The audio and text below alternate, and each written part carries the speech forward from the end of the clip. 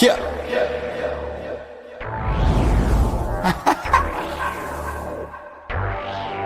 Yeah.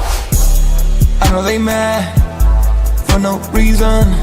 I'm holding on to change my life. Gotta move fast for a reason. I'm holding on to change my life. Huddling. I'm staring at charts until I retire. Yeah. Huddling. I'm staring at charts until I retire.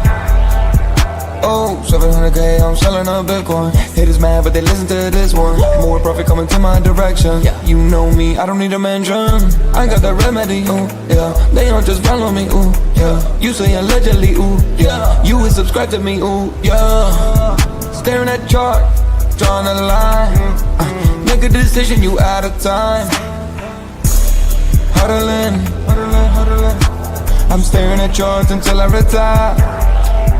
Yeah. Huddling, huddling. I'm staring at charts until I retire.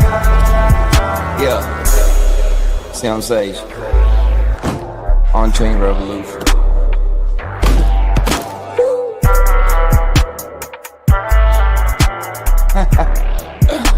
Youngest. Phone.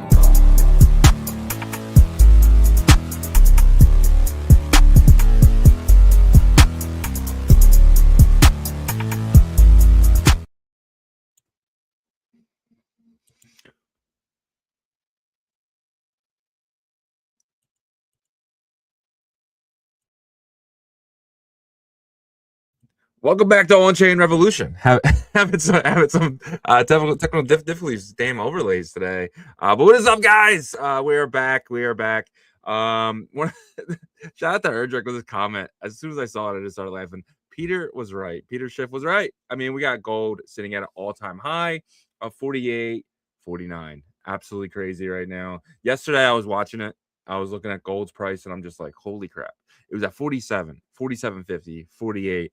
And for gold to make those moves, I know I said it yesterday, but for gold to make those moves, it needs trillions of dollars, guys. Like for gold to go from 45 to 48, I mean, we're talking potentially $1 trillion of value that needs to come into gold. That's insane. Bitcoin is a $1.9 trillion asset, and we're talking about $1 trillion in one day potentially going into gold. It's absolutely insane. Peter Schiff was right. We should all just kind of all message him and say we're sorry, Peter. Gold is a better asset than Bitcoin, but it's not. I'm just kidding. We got a great show for you guys today. We're gonna get into a lot of really cool stuff here. The Kalshi news hit last night. I'm curious what you guys think about that. So Kalshi in Massachusetts, anyway, they're halting all sports betting, basically calling them unregulated. I wonder which bank paid for that, or which sporting event, or DraftKings or FanDuel paid for that, right? So yeah, that's a part of it. We're gonna get into that. We're gonna get into all the liquidations from yesterday. Sweden's largest pension fund sold nearly $8 billion in U.S. Treasuries. That's getting scary. But where did the $8 billion go?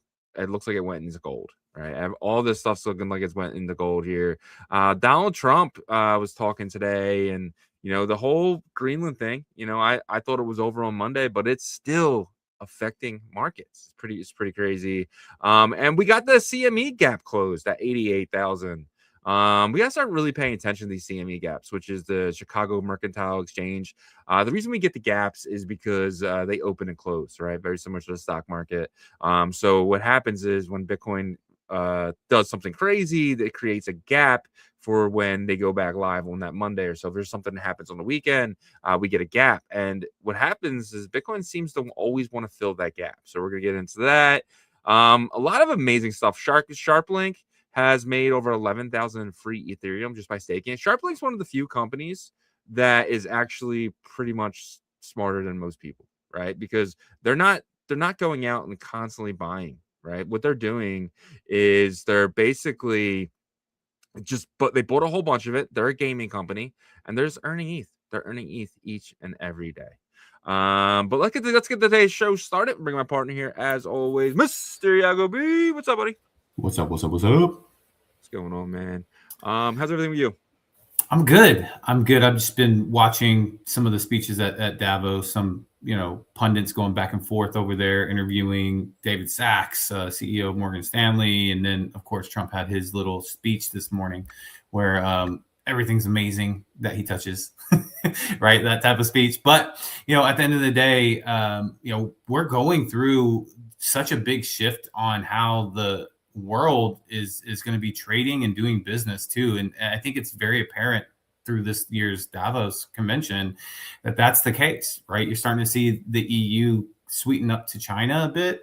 And, the EU and the United States relationship with globalism was a great one for both sides. I dug deeper into it. It benefited them a bit more because, the EU is a bunch of little countries that export specific things that they're known for, whether it's luxury automobiles or wine or whatever.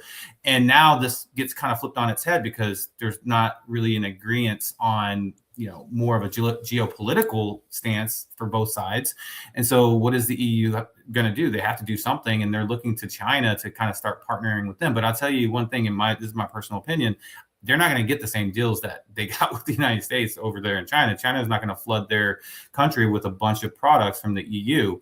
And so I think they're going to go through a tough time figuring that out. But so are we trying to figure out this new situation, because at the end of the day, we're divided over here. And I bring up this stuff because it does affect our space right now the most from this macro environment, but, more specifically with kind of how that whole market worked with the banks, with the WEF, all that stuff working together. Crypto is kind of like, this maybe not so attractive at the moment type of thing, but we'll get there. I think it's inevitable that, everybody starts adopting. And once that happens, once things start to come together and people realize that this is the new system, I think that's whenever we start to see the real benefits of the space. Yeah. And it does suck though that we need TradFi as much as we do, right? Does that bother you at all? Because it really bothers me. I hate the fact that like everyone thinks, oh, we need TradFi to come in and save us. We need TradFi to start using this, and it's never how it used to be, but it is that way now. Yeah, it does suck because that's not what we're used to. First of all, secondly, they obviously have so much capital to be able to pour into Bitcoin and Ethereum, and you hear about statements from people like Mr. Wonderful that says, hey, Bitcoin and Ethereum are the only two assets that we're interested in over here, right? And so for us, that's like demoralizing, right? And then, but I think if you just kind of open up your mind a little bit, it's not easy because we're used to what we're used to. And you think about, like, let's say, midterms go to the Democrats' favor, right? A lot of people are assuming that. And, but in the next 9 months, this industry gets pushed to the point to where the banks are working with it in their way, probably because they do have a lot of pull right now, but then it gets into 2028 and it flips sides to the Democrats being in office, right? I think at that point, it's more of what does the space look like at that point, because I think it will be like merged into that system, because for them to go completely backwards, I think that it would like take so much time to do that. And then you're, already changing kind of the world order right now, right? So, the only way it would make sense for them to go back to how it was before this administration in digital assets and crypto and Web3 and all this stuff would be for them to try to change it back to like a globalist type of world economy, US being the main consumer market, China being the main manufacturer. But there's so much that's already happened that I don't think that can happen. You know what I mean? To where like new relationships are being formed. Canada's working with China now with EVs going over there. And the EU's kind of, really kind of, in my opinion, they're going to have to kind of beg a bit to China and say, hey, we want to be your partner. You be our main partner now that the US isn't, really aligned with us. And so that's in the sense for our industry, at least, a good thing, because you can't really make those big moves back. So we're just going through the growing pains of that. Yeah, 100%.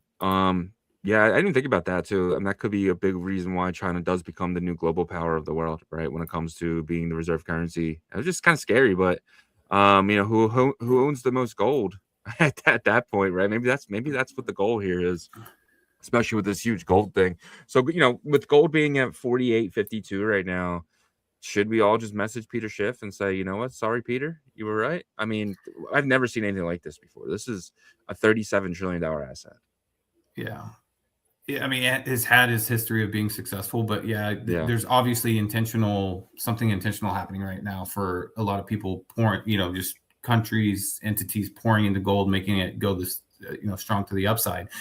I don't think we need to message him. I'm actually shocked that I'm not seeing a lot of tweets from him, rubbing it into people's faces. But if that happens, right? If what I said happens and we get to a point, Democrats are in power or whatever, but then, it's this industry's already merged into the bank system and all that stuff.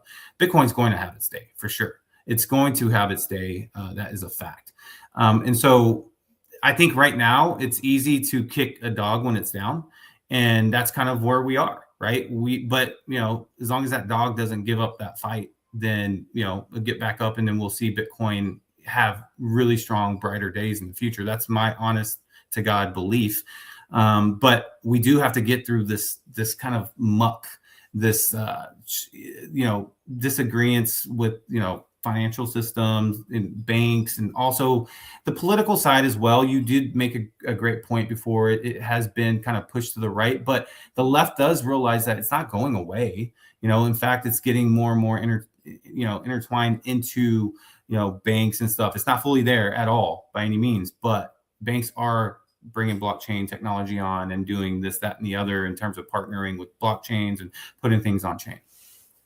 Yeah, but all the banks, all that they're doing is, they're just using the technology. They're not coming out here and saying they love the assets, right? I mean, Tom Lee and Bitcoin and Ethereum are different. Tom Lee, well, no, not even that. I mean, when have you seen a large bank besides BlackRock? And because they make money on it, right, with their ETF, but the large banks are really not adopting the assets themselves, right? We're not seeing mass adoption coming from, these large institutions anymore. It's just not happening. They're all afraid of it right now to add Bitcoin to their balance sheet because they don't want to become a Bitcoin treasury company for a lot of different reasons. The main reason is they're all getting wrecked. So that we're not seeing adoption from Bitcoin and Ethereum. We're seeing adoption from the technology itself and stablecoins. I don't totally agree with that. It has slowed down in terms of the excitement, but where in the last couple months? Well, you have Morgan Stanley trying to get exposure to it through MicroStrategy. I mean, that's a big risk that they're taking, right? Because especially going that route, which to me is like having exposure. Obviously, Vanguard. Was it Vanguard? You might be right. Yeah, I thought it was more. Okay, well, Morgan Stanley just launched in the beginning of the year, launched their ETF, right? Yeah. So they have their ETF. You have Vanguard, acquiring MicroStrategy to have some sort of exposure to Bitcoin. So it's there.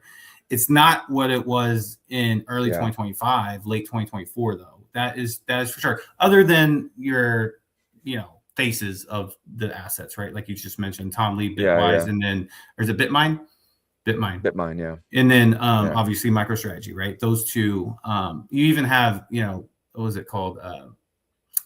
Was it Game Shark? Not Game Shark. SharpLink. Kind of be a bit more quiet. They're not in the headlines like they were before.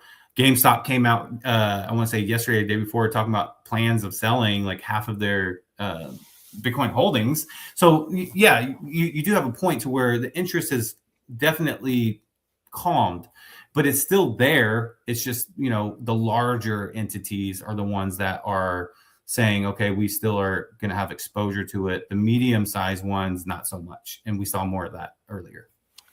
Yeah, for sure. Especially with Vanguard. I forgot, about that with the whole, you don't think about that when a company buys MSTR, that they're actually one underlining asset, which is Bitcoin, which is pretty crazy to think about.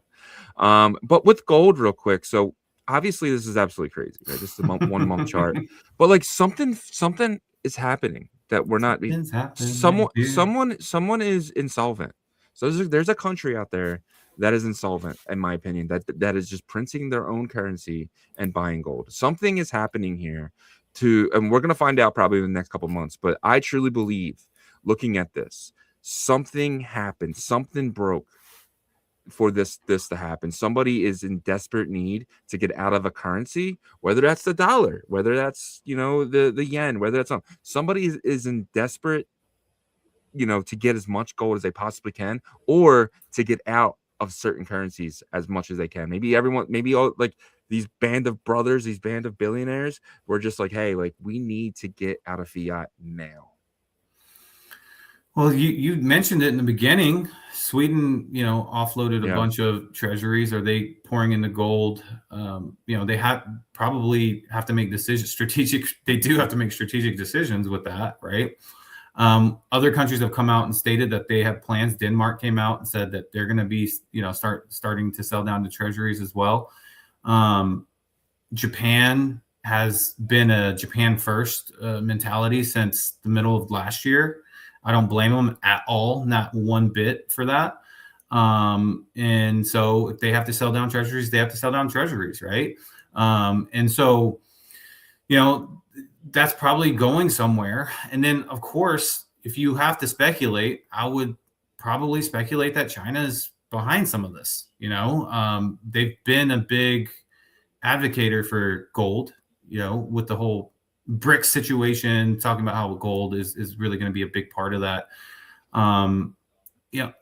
There's not very often that the world powers kind of come across this inflection point of this is our moment, our window.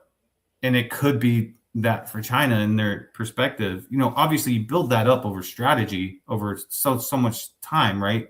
Brilliant that they became the main manufacturer on their side of the largest consumer market, right? So even though it's funny, isn't it? Like they're supposedly the main adversaries of each other, but they're the biggest business partners ever, is the United States and China since the early 2000s, late 90s, right? And once that breaks and now the whole system changes, is this kind of go for the jugular moment type of thing strategically? Obviously not. Now they wouldn't do it militarily just because it's stupid to do that, but economically, the right assets to be in, to push up and to push down as well. I'm not saying they're pushing Bitcoin down, but I mean, you're right. There's something happening with gold that not just regular retail people like Peter Schiff. Obviously, there's countries and huge, amounts of capital pouring in to push it up that way consistently too. Yeah, you did mention Japan, right? So this could be the Japan carry trade unwinding and where to put that money, right? So what people were doing previously where, they were taking loans out in Japan and at 0% interest rate and then buying US Treasury bonds at 4%. Now, they're selling the Treasury bonds to pay back the loans, but, like where's maybe some of that money going? Maybe it's pouring into gold. Maybe a lot of people are just like, maybe this is leaving the US dollar and saying, I need to figure out a way to, take this free money that I borrowed and make money on it. And maybe they're all kind of like concluding together and just buying gold. I don't know. I'm just thinking of some crazy stuff right now, but something we're going to find out in the next couple of months. But the problem is usually when you find out, it's too late. Too late. Then you're in a recession. Yeah. Then you're in a recession or something like that, right? So, and that's the thing too, is like, everyone's calling this a bear market for crypto, but like maybe this is the end of the bear market for crypto. Maybe we've been in a bear, because like everyone always says, like, you don't know you're in a bear market till you're 6 months into a bear market. And I mean, I think we can all agree now that we've been in a bear market at least since December. So technically, October, really. October, right? So if you really want to look back that far, I mean, we're 4 months into a potential, year-long bear market. So, but we'll find out. We got a lot to talk about today. Get into our main topic. 1 billion wiped out. Greenland shock sends crypto liquidations exploding. So, this happened over the weekend with Trump and the Greenland thing, but it doesn't seem like it's going away at all. And yesterday we saw Bitcoin drop from about 92 all the way down to about 88, almost 87. A little bit of bounce back here to 89,669, but absolutely crazy that this is still even in the news. It's such a small, it's like an ice rock. Like I don't understand why anyone really wants it. I understand the trade routes and stuff, but I don't get it. Oh, it's more than the trade routes. It's the resources there, right? The rare earth metals and stuff like that. Minerals. Anyways, yeah. So it didn't go away, and in fact, it seems to be a main theme over in Davos today, right? Yeah. You even see the CNBC panel, the host of that show, feeling uncomfortable in a sense, right? It's like they had different people, David Sachs, on there, and they were trying to pry information out of him, just really trying to get to it. And so they were trying to get him to talk about any type of, I guess, conflicts and stuff from the administration and his perspective and all these things, but he wouldn't really give them that. They were saying that they would talk to a lot of these tech CEOs, and behind the scenes, when the cameras are off, they're just not really happy with the way Trump has really made decisions and things like that. But when the camera's on, they're very Trump friendly. And David Sachs was just like, I'm not sure what you're talking about. I'm not seeing that. There are plenty of tech CEOs, tech bros that have been Democrats for a long time, and of course they're not going to like Trump no matter what. But most of the ones that he talked to about the economy, they're very happy with everything that's happened. So, it's kind of like someone's lying, obviously. Someone in that whole group is lying, and we probably won't ever find out. But at the end of the day, there's obvious tension, though, because when they were there in Davos in Switzerland, there was like people along the fence that were kind of protesting, and they just couldn't get away from that. And they had the CEO of Morgan Stanley on, and he was actually frustrated. He was like, "Hey guys, they're not protesting against this show right now, so let's almost kind of like, let's focus." But I get where they're coming from, because like they probably for the first time in a long time felt awkward to kind of be American there, and so that uncertainty has really plagued our space, Web3, since the beginning of 2025. We haven't been able to shake it. And for the people in the stock market or precious metals or any other asset class, I almost get upset if I hear them complain, because I'm like, you guys haven't had to really deal with the uncertainty through last year. Yeah, it was kind of nervous from a headline perspective, but your asset classes had like consistent upswings, success over and over and over. But the Web3 space has been gutted and just killed, like beaten over, like with a bat over and over from the uncertainty. And so it's almost kind of like, until we get that, our space is just going to continually get beat up. Yeah, and the TradFi guys aren't seeing that, right? They see Bitcoin had an amazing year, right? Ethereum had a pretty good year. I mean, hit all-time highs last year. So the TradFi guys, they're not seeing the pain of crypto assets, and they're not seeing the 90% drop on a lot of stuff. I mean, some of them are on XRP. XRP's up, 30 cents 2 years ago. Now it's like close to $2, right? So it's kind of like, I don't think they're really seeing that. And you mentioned uncertainty. Last year they had Joe Biden walking, just walking away, you know what I mean? Like, he was on stage and he was like looking left and stuff. So it's a big difference for the Davos guys in that sense of we have a strong leader, or somebody at least presents himself as a strong leader. And, last year we had, a guy who was a shell of himself. I'm not saying anything bad about Biden, but, everyone knows, like, towards the end of his term, he was just, a walking vessel, I guess you would say. I don't even know the right term for that, but he was just, so that's got to be a little bit different for the guys at Davos. Last year you had the president of Italy looking at Biden like he was like he just wasn't there. So that got to be a little bit of change. Yeah, and it's because they knew in that situation before that he wasn't in control. He wasn't making like these decisions. That's the difference into this situation. Like, someone else is making the decisions that usually doesn't make the decisions. And do your research. Watch, like, go into like history of the past. You can go to the past 5-10 presidents. They weren't making decisions. They were just really good on camera and politically correct and all these things. Just really good at that. And diplomacy and all that stuff. But they weren't pulling the levers. They weren't making the decisions. Yeah. That's different situation with the current administration. I agree. We got some comments here before we get into the Bitcoin price action. At Glass Hoppers here. Erdrick says Shizzy could get drafted. Yago could be his commanding officer. I'd love to see the arguments in the trenches. Yeah, I'm not gonna get drafted, bro. Damn, saying I'm old and you look young. Johnny Utah in the house, man. I honestly appreciate that comment so much, brother. I mean, it means a ton. Yeah, that's awesome. Thank you, Johnny. Really appreciate it. Says, never give up, sirs. This channel is far better than majority of shows Monday to Friday in the trench. Let's go. Appreciate you, Johnny. Myself says, want to hear a bad trade of mine? I would love to. So I bought silver at $12 $12 to $15 in 2019.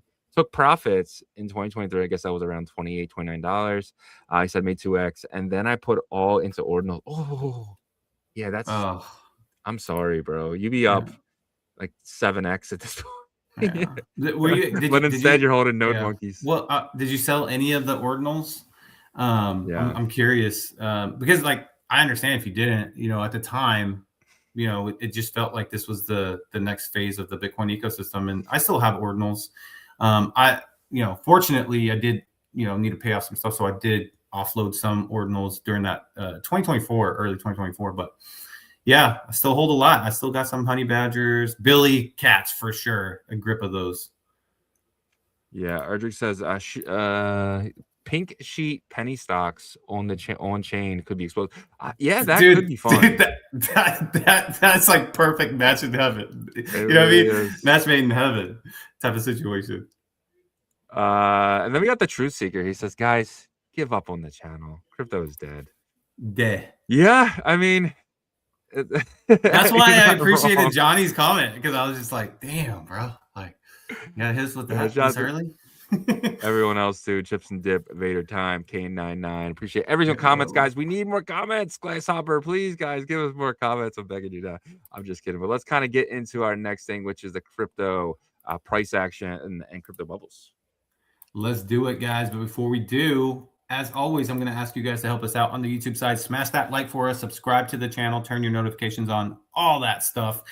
On the X side, share the space as much as you can, guys. That helps us a ton. And shout out to the Abstract crew, Pump Fund streams, and Zora streams. Don't forget about Rumble, Twitch, and Spotify as well.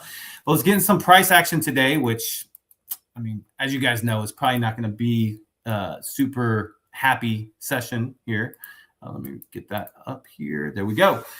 All right, starting with the hour chart, let's take a look here. So, what Shizzy was referring to earlier was wicking down to this 87,000, right? And that was yesterday evening after the show, about 5 p.m. Eastern. But really, I don't think many people expected this huge rebound. Just more of like, okay, a bounce back a little bit, and that's what we got. We got back to 90K, only to kind of swing it back down and swing it back up. So we're chopping right now. But does it turn into another leg down, even on the short term for the next 2 days heading into the weekend? That's a question we got to really ask ourselves and consider a real possibility. You saw the sideways action here happen after the first leg down on Sunday.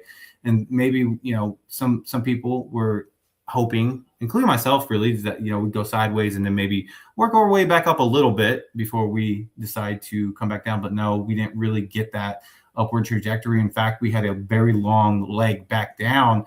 Now, this sideways looks a little bit different just because we had an extra boost here, but that doesn't mean it's not going to be another leg down. So this is something to look out for, right? Especially heading into the weekend. As of right now, for the next 2 to 4 hours, I am starting to see this breakdown, this extended buy pressure session on the MACD breakdown. You're starting to see the blue line start to curl, tick down a little bit, but it's not curled yet. Once you start to see this start to point downwards here, then we'll say, okay, this might close up. But as of right now, there's a possibility it could, stay open and we hang out here for a little bit. If that's the case, I wouldn't expect anything crazy to the upside. If that happened, it'd probably just keep going back and forth between where we are now, 89, and maybe like 95, 90,500, 91, maybe on the best case scenario type of situation. Of course, that could be, that could change if we get some positive headlines that make people think we're going to have some consistency of being stable. I just don't see that at all in the near future, though. So, for me, you think about the foundational analysis, right? And then fundamental analysis, I should say. And then you think about the technical analysis, both point kind of like further down, right? Whether it's going to be more sideways to down or just aggressive to the downside. And so that's unfortunately, kind of where my mind is. I was hoping today would be the week that we could get, try to test the high 90s again. This was before Sunday's crash.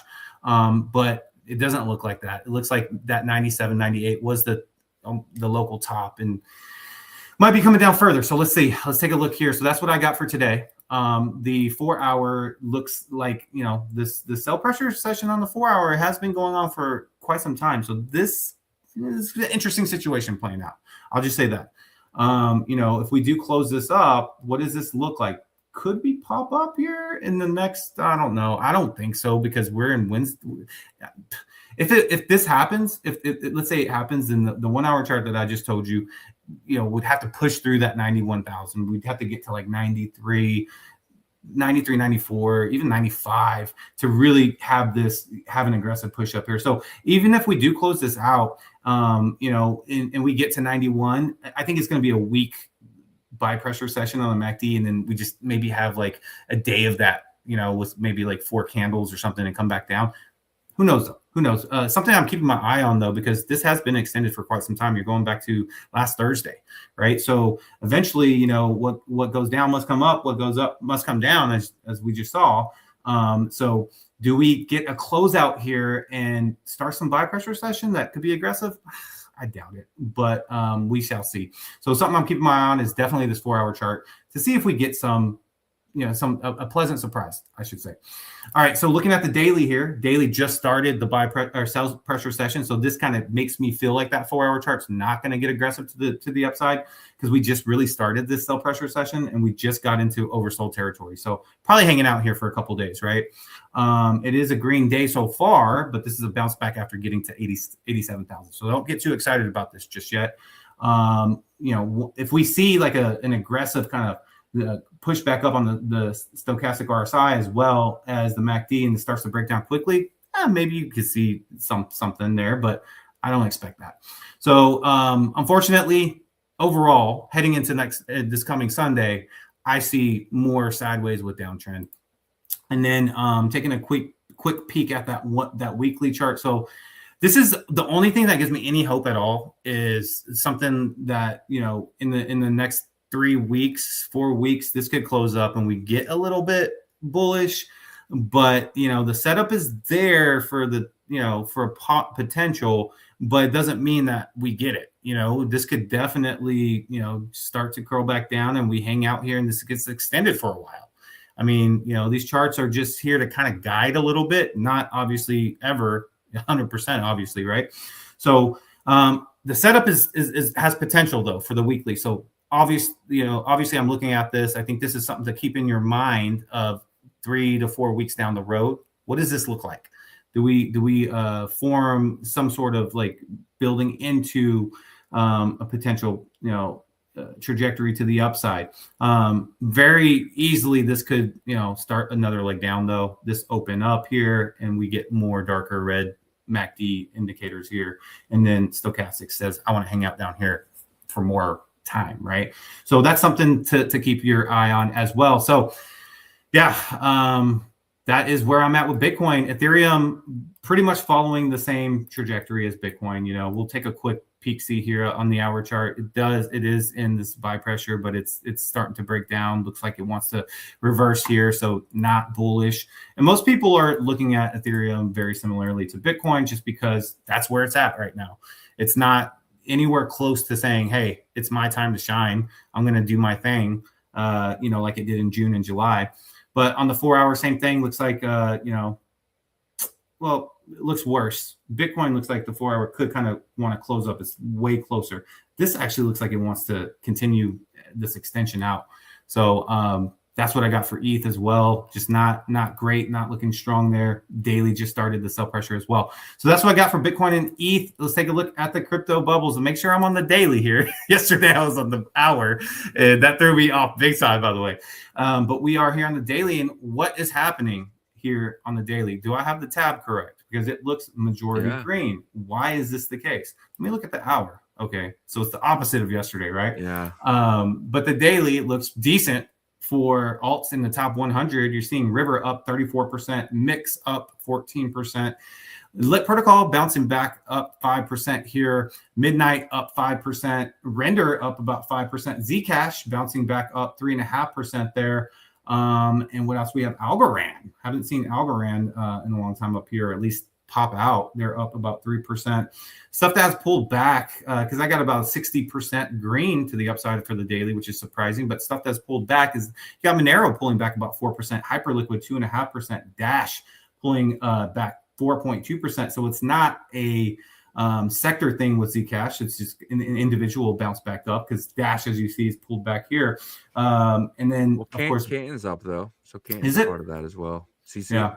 Well, I feel like Canton has a lot of potential to have like random one-off and things like that, but it is aligned with Zcash for sure. Just because I say that about Canton, because obviously, you know, the institutions can really, you know, throw it in the headlines constantly, you know. So you know, Canton's definitely one of those that I'm starting to kind of almost throw in the similar bucket as like Ondo, of like having that relationship with these institutions and stuff. I feel like there's a rotation though. Rotation was like Zcash into Canton and now XMR. It seems like whenever the old school, you know, privacy does well, a lot of that kind of flows into CC. It's really weird. Yeah, could be the case there. And then taking a look here at the top 200, Pippin back up. Damn, 42% here, back in the high $300 million market cap here. This is an AI meme coin on Solana there. You got Rose up 30%, Layer Zero up 17%, Falcon Finance up about 5% there. Cheems up about 4%, Pendle up 6%. You see Radium up 3.3%. XCN on the daily, Jason Sinkar, it's up 6.5%. So it's not going to disappear this time, unless I switch to the hour. But I won't do that. And then you got some stuff that has pulled back. You got Immutable X down 3.3%, Fartcoin down 2.2%. And then Frax down 5%, RLB down 7%. And so, you know, across the board, we're seeing about 3 to 7% pulling back. But a healthy mix here for the daily. Possibly this is, you know, probably I would say it's going to get more red as time goes on throughout the daily chart here. Yeah, man, 100%. Yeah, kind of see where we go. But does it really matter though? The price of Bitcoin this in January or even February, are we just in a waiting period at this point? Like, can we get any bullish? Like, I just can't see any bullish momentum sustaining. Maybe we get like a week of bullishness, but I just feel like the next week's going to be red. Yeah. Sustainability has been the toughest thing in this space. Yeah. You know, obviously Bitcoin, Ethereum Bitcoin really had success with some sustainability last year. That's it, really. Even ETH, like that came in April and then went away in about, what would you say? Well, I would say probably right before October. It chilled out, right? And then October obviously just like destroyed everything. But yeah, man, that has been the first week of September was an all-time high for ETH. I think it hit 4,000. No, 5,000, I think, right? Did it hit 5,000? Yeah, it hit 5,000. You're right. And then, you know, it's just kind of just been, you know, obviously that was a peak for Bitcoin as well. October 6th was the high for Bitcoin. So yeah. But there is somebody in our space that is constantly getting rich, and that person is our president. So over the course of the last, 9 months, President Trump has used his U.S. presidency to profit nearly $1.4 billion, $867 million from crypto ventures, meaning, you know, the Trump coin and WillFi and everything that he owns personally. This one I don't like this one because this is a gift to the United States, $400 million gift jet from Qatari. So I won't count that one. So 400 million, we'll take that off. But 90 million media tech settlements, 28 million Amazon doc deal, and 23 million overseas licensing. But Trump has been somebody who's made a ton of money over the course of the last 9 months here. Yeah, and that's going towards the organization. Is that they're like? Well, it's him and his individually, right? So a lot of really? This is it's not really. I mean, yeah. His portion of the Trump coins, his portion of, you know, the media tech settlements, the Amazon documentary deal, the overseas licenses. The only thing on here, you know, that was, you know, a gift to the U.S. is this Qatari jet. So still over $1 billion though.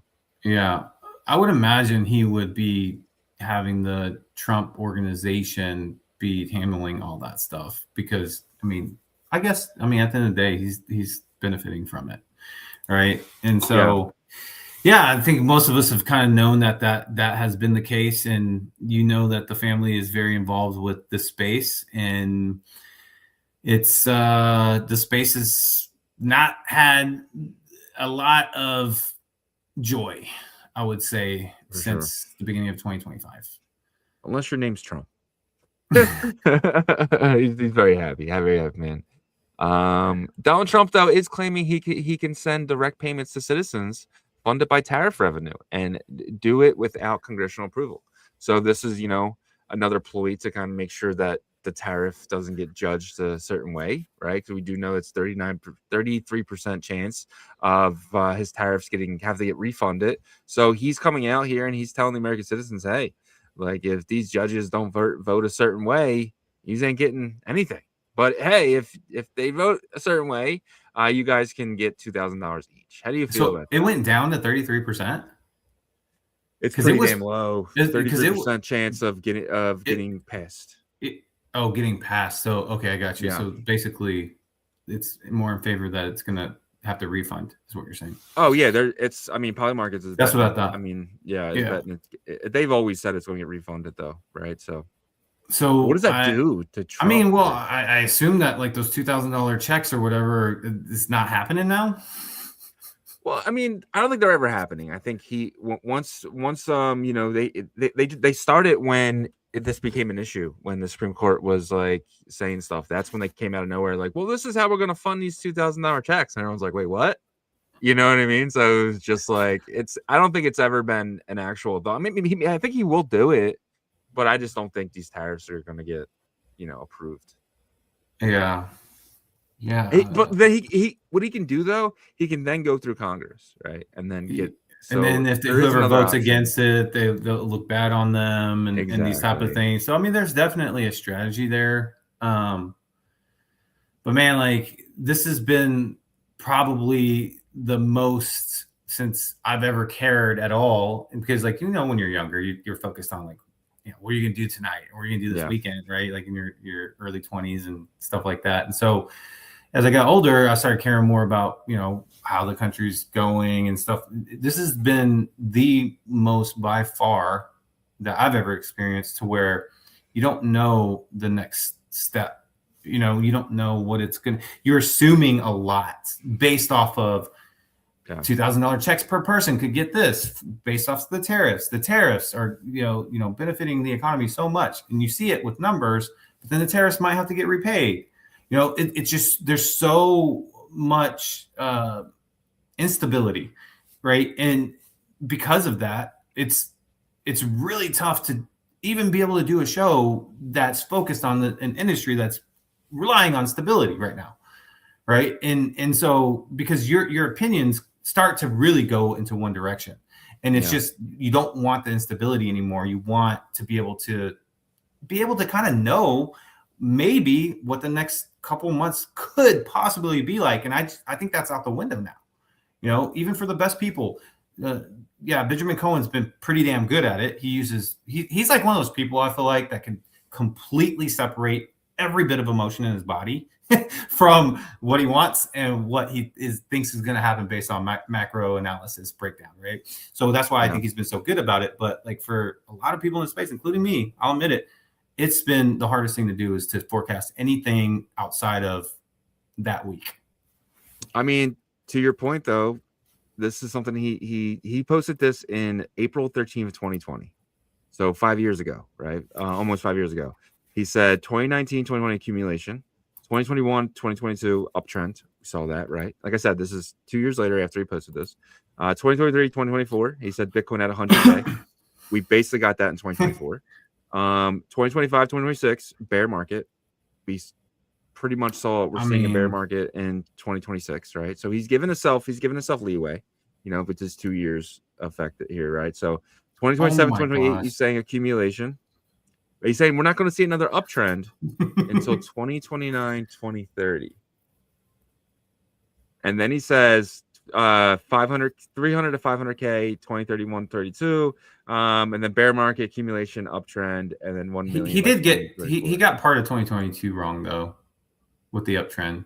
Well, no, he gave himself 2 years, so he, you know what I mean. So 2022, you know what I mean. So yeah, I mean, if that's the only part that he kind of got a little bit wrong, then yeah, I mean 2021, but that's again, we saw a huge uptrend in 2021. So he was 100% right on the one side and 100% wrong on the other. So I mean, it's still, I'll give him it. So you know what I mean. So it's like you know, and then, but again, this was written in April 13th, 2020, right? So he's so on, and he called this $98,000 where we're at right now. This he called it again. I mean, we hit what 97.8. The higher low. I mean, if we go down from here to like the mid 80s or even lower than that, I mean, he's right again. Yeah, I mean 99,000 to 98, whatever it hit. I mean, that's close enough. I'll give him that. Yeah.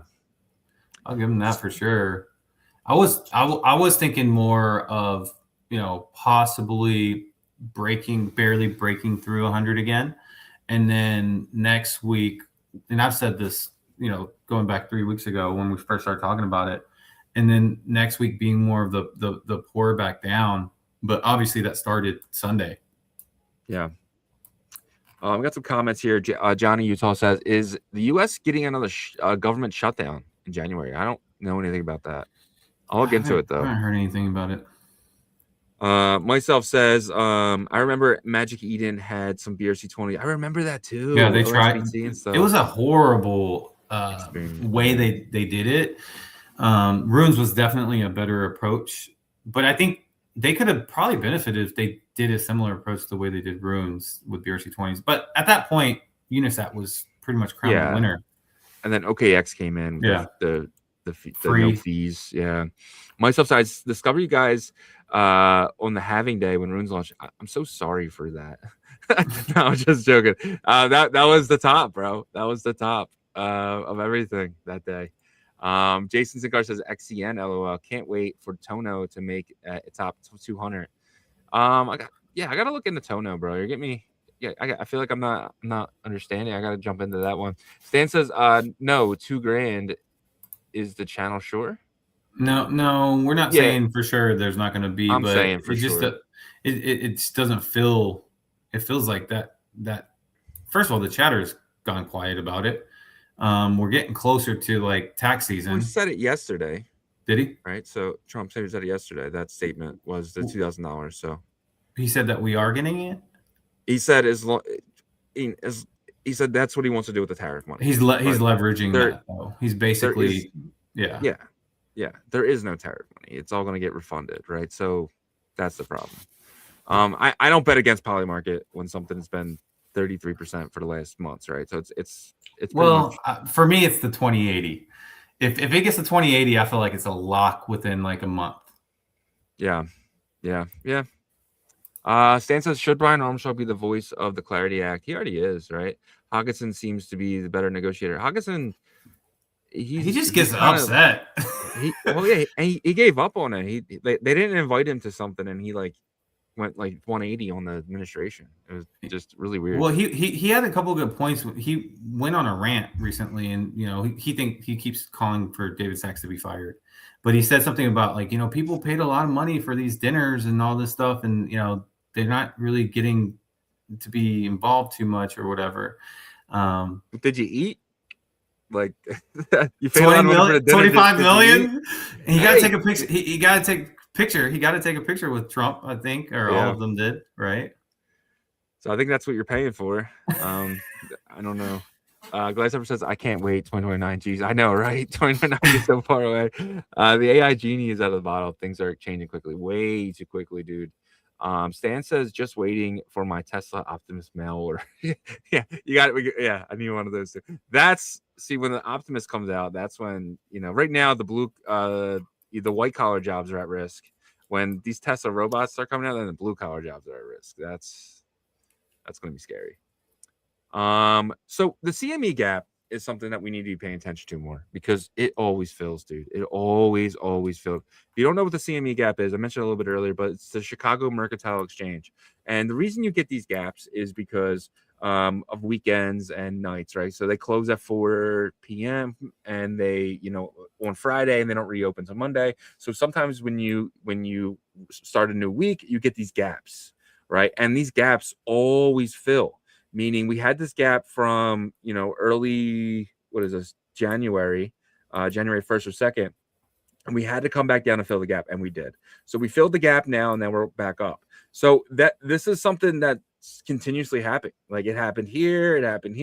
But dude, I think we just have to understand that these gaps always get filled eventually. I mean, this took 18 days, but I guess we should have been expecting this. Yeah. I guess you just kind of try to get symmetrical with it, and then you try to speculate, okay, this is when it's going to happen, right? Because like it's heading back there. Yeah.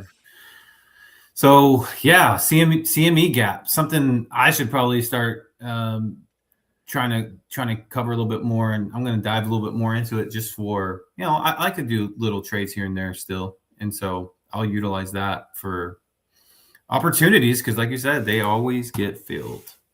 It feels like that, man. So SharpLink seems to be one of the best strategies out there. So you got to remember, remember the DATs, the summer of the DATs, right? We had all these DATs. SharpLink is a gaming company, right? And they came out and they bought as much Ethereum as they possibly can, and they staked all of it.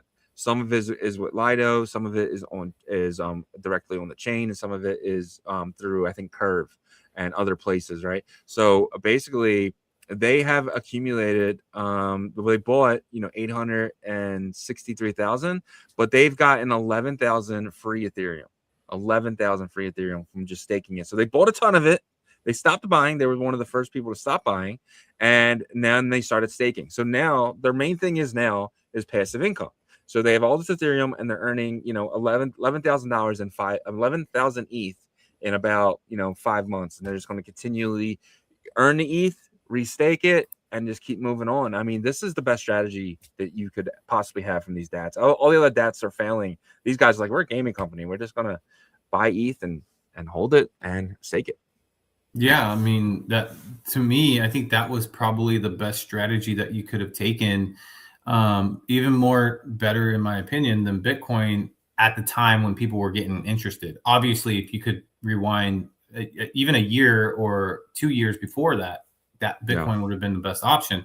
But because of the staking, proof of stake mechanism and the validators and stuff like that, like, it was a no-brainer. I think, SharpLink definitely won in this. And unfortunately, GameStop probably should have went this route, and I, at the time it was exciting because, Saylor was trying to give them, guidance and all this stuff, but you're not MicroStrategy that started buying in 2022. You're just now starting to buy in 2025 or 2024, whenever GameStop did that. I can't remember when they did. But, nevertheless, SharpLink, big winner with this, and, strategy is going to be very, very solid. And, that goes with Bitmine as well. Obviously, they're staking theirs too, a good amount. So we'll see how this looks like in the future. And, one thing that you and I would talk about going back to last year, I think it was probably like Q2, maybe, we would talk about the potential of DATs being the cause of a, the start of a bear market. That obviously wasn't the case, but, DATs definitely had a lot of stress put on them because the markets weren't performing really like they thought. And so how do you feel about that? Do you think that type of part of our industry shrinks, and it's only like these, big winners like Bitmine, MicroStrategy, SharpLink, and not very many entities are interested in this or forming new DATs in the future? Or do you think it becomes an ongoing strategy still once the market picks back up? So prior to the ETFs, it was the DATs, right? Now, I think we have tons of ETFs. I don't think people are buying. So that was the big thing. It was like, hey, buy our stock because we give you exposure to this asset, whether that's Ethereum, Bitcoin, you know, stuff like that, right?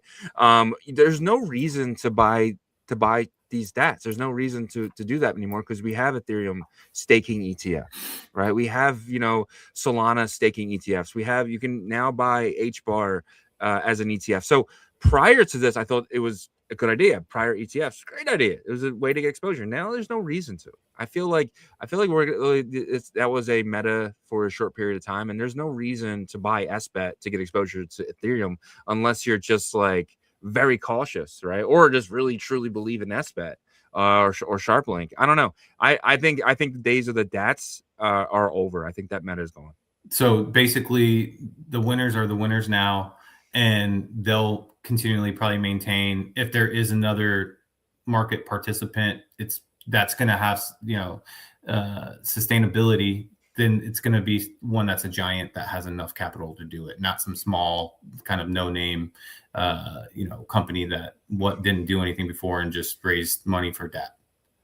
Yeah, and even those large ones, they're not going to put, you know, 60% of their balance sheet in the Bitcoin and stuff like that. That's not going to happen anymore. It's going to be like 5%, 10%. And I think a lot of them are going to take this SharpLink, you know, playbook, right? And then basically just buy ETH and stake it and forget about it. And then, you know, you're earning ETH forever. I mean, there's never. But it won't be like this big hurrah. We're this new DAT. It's just more a small part of their. DATs are gone. Digital asset treasury companies are going, in my opinion. We'll just have, like, you know, these companies come out and say, hey, we're putting 5% of our balance sheet into Ethereum. We're going to stake it. It's not going to be like 67% of our company is like, I think those days is being that, like, that is your one main selling narrative. It's over. It's over. I think that meta is coming because of the ETFs. I mean, we should have saw that coming, right? Because why take the extra exposure if something could go wrong with SBET, something could go wrong with SharpLink. At least you know. No, yeah, I agree with you.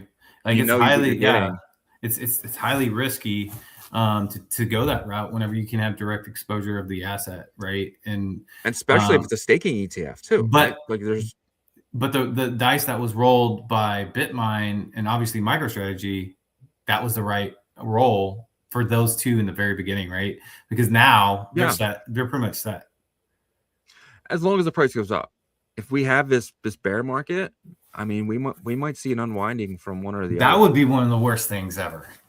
That could be that could be the FTX moment of this bear market. It really could. So to say that what you just said, I think is kind of you know, it's not. There's still a lot of risk there. There's still a lot of risk there with BitMine and MicroStrategy. I don't think they're gonna. Both of them are gonna be successful. I think one. Really. Yeah. Really? Yeah. I don't know, man. I think. Well, one dies from being a DAT, not completely go under, but I think one of them has to sell off majority of their assets. So if they don't die, then probably they're gonna have to get bailed out somehow.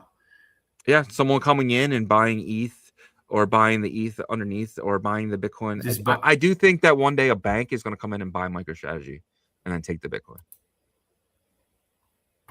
So whether that's, you know, Goldman Sachs or, you know, JP Morgan, but I do think it eventually happens. Yeah. But we'll see. I don't want that to happen, but we'll see. So everyone on X, if you've been on X since December 12th, you know that it sucks. It's terrible. Like I think about moving to a different one all the time. I spend more time on TikTok now than I do X because X is just the algorithm sucks. I'm not getting the feed and stuff. And you mentioned earlier Peter Schiff, right? I think we both follow Peter, but like he tweets every day. I would always see his tweets. I would always see his tweets, you know? Yeah. But I think because he's spamming, he's talking about the same thing over and over and over. So you're seeing less of it. So there is a pretty awesome article by this guy, Alex Finn. And he dug into 600,000 lines of the algorithm. It took him 13 hours to do it. And he basically says, you know, here's the top 9 things you need to know in order to succeed on X. Time on content is the most important engagement metric on X. This is why articles perform well. So the longer the post, the more time you physically spend on that post, the algorithm knows. So these short 1 word, 6 words, 9 word tweets are no longer going to get seen. So that's copy and paste too, then. Yes. So so keep that open. You know what I mean? Just keep that window open. They might be timing like, you know, characters, like not just everything gets added at once, and mouse movement as well. I mean, you know, I kind of understand it. Like I was talking to you before, you know, being someone that has been in the corporate world of digital marketing for over 10 years before this, and a lot of the companies direct partners with Google, like this kind of makes sense if you want more quality. So I feel like X is taking a page out of the Google playbook for, you know, trying to give better results. And that it did work for Google. It sucked for the people that like would do everything that the algorithm said initially, and then Google just changes it on them. But over the years, people would learn that that was the case. You know, they would wait for the next update, the Panda update from Google or whatever. And so I think that's what's kind of happening here with X is they want to clean it up to make it more quality content. And this will work for that. This will work for that. Now, everybody's gonna have to work a lot harder now to be able to build up their engagement. Yep, 100%. And I actually took this and put this in ChatGPT and was asking it more questions. And I had ChatGPT take a look at the algorithm, and ChatGPT said that Grok is AI checking every post. So if you, even if you, let's just say you write something and you put it in ChatGPT and have it rewrite it for you, Grok knows that ChatGPT rewrote that, and it's not going to show it. So they want more humanized like tweet. They want you to make mistakes in there. They want like missing periods or they want that because they feel like looking for that long line. Well, or that too. But like I think most people told their I did anyway. Told don't ever do that. I never want that, right? So, but yeah, I mean that's part of it too, right? The ChatGPT knows or Grok knows if it was written by an AI. So don't do that anymore. Handwrite everything. When I say handwrite, I mean type it, but not sit there with a pen and pencil. But so there is an author diversity penalty, meaning after you show up on a feed once during a day, you're less likely to show up again. So basically, don't tweet more than once a day, and don't repost. Reposting, and it sucks because I use reposting to get ready for the story the next day. So I repost something. I gotta start have it on your feed. I gotta start bookmarking them because it's hurting me when I go to tweet because I'll do like 9 reposts of something, but it's just to have them on my feeds so I can scroll my feed later and get ready for the show. But instead, I gotta start bookmarking. But yeah, so basically, use the bookmark. Don't use retweet. Stop retweeting. Do not retweet. That is something you're gonna get penalized for, and only tweet once a day. Once a day max. That's so crazy. That changes so much of a marketing approach. It really does. And so, but it makes the post count more, you know what I mean? Because now you're like, oh, I only get 1 post a day. What is it going to be? Yep, 100%. The posts that show up on your feed are based on the last 128 posts you engaged with. Don't engage with posts you don't want to see more of. Do not comment. If there's something you don't like, if you're tired of seeing the Nick Shirley, Minnesota shit, do not like it. Do not comment on it, because if that is one of your last 128 engagements, you will see more of it. That is why when you see shit like that, like you're gonna see more of it. So if there's a senator that comes up and she says something ridiculous and you comment on it, now you're gonna see every senator possible, every one of their tweets. Right? If you see something you're tired of hearing about gold and people are tweeting about it, and you engage with it and you say F gold or something like that, you're gonna see more gold tweets. So same thing with crypto. If you love crypto, engage with the crypto tweets and you'll see more of them. That's how the algorithm is filling your feed, is what you're engaging with. Yeah. I noticed that too, though. Like whenever I'll just do like a like or something of a post, I'll see that specific thing style come back up. So yeah, I'm interested to hear the rest. X wants to eliminate toxicity. If you're consistently attacking or trolling others, the algorithm will pick that up. So if you're constantly trolling now, that was dead. This is why crypto Twitter is dead. 100%. X wants to eliminate spammers. Posting the same thing over and over again will flag you. So when you're tweeting about Bitcoin all day long, if you're tweeting about Ethereum all day long, you will get pushed down in the algo. So they want diversity. They want you to tweet about football. Then they want you to post about, hockey. And then they want you to post about Bitcoin. If you're just posting about crypto, they're going to see you as a spammer and you're going to get pushed down. I feel like that's like a Facebook thing though. You know what I mean? It's kind of like when you post on Facebook, you really post about how like your life in general, right? Like, okay, I had a great day playing golf, scored a such and such or whatever, my best score yet. And then next post is like, happy birthday to my brother, such and such. Like, I feel like X is not that type of platform, but it seems like they're trying to get it there. They want that. Yeah. Okay, so your performance is determined by a score. The score is good engagements minus bad engagements. So X is giving you a score. They're giving every single person a score. Grok is scoring you based on your tweets, based on who you're engaging with, based on all this. Do you think that's fair for an AI to judge us in that way?